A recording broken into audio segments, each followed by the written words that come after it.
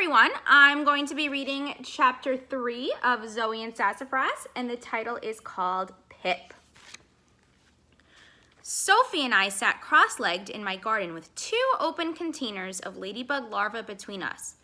Whoa, look at the markings on this one. Sophie held out her finger and we oohed and ahed over the patterns on its back.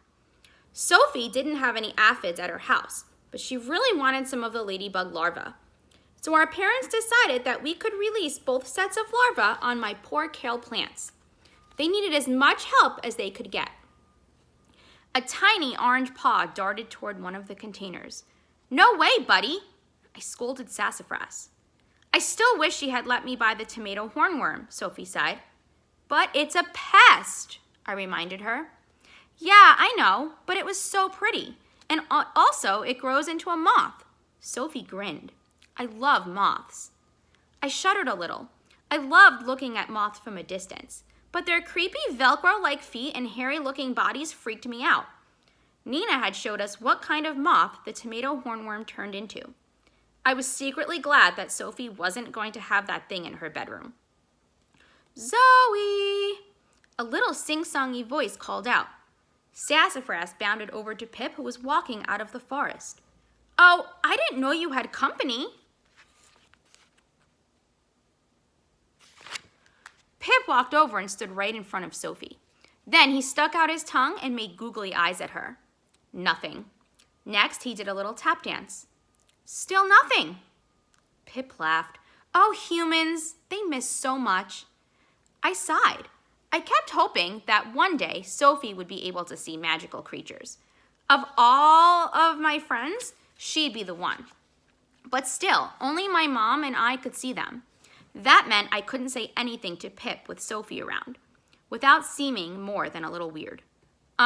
Sophie?" I asked. "I'm a little hungry. Are you?"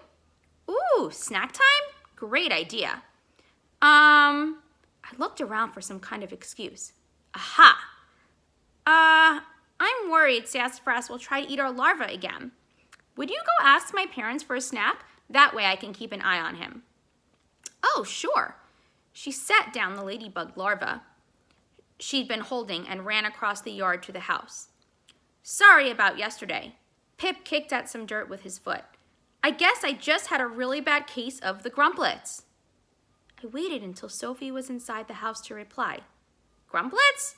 Wait, do you mean a bad case of the Grumplets?" "What are grumpies?" asked Pip. "What are grumplets?" "I don't know. A grumpy forest creature?"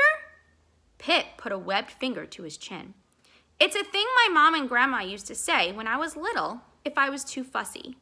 "Huh, I've heard people say a bad case of the grumpies when someone's grumpy, but I don't think they were talking about a forest creature." Pip shrugged and peered into an open container of ladybug larvae. "Ooh, what are those?" "Oh, they're baby ladybugs. I got them at the farmer's market. They're going to help by eating all those pesky aphids that are on my kale." Pip shook his head. "I'm glad those things taste good to someone." Blech!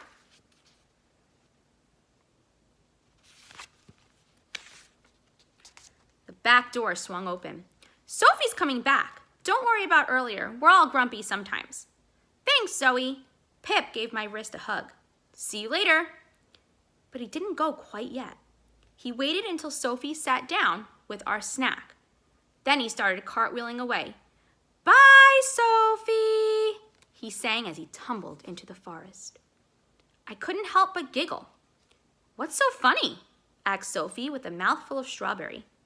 I was just thinking how hilarious a cartwheeling frog would be," I said, grabbing a handful of delicious berries. "That would be funny," Sophie said, and giggled too.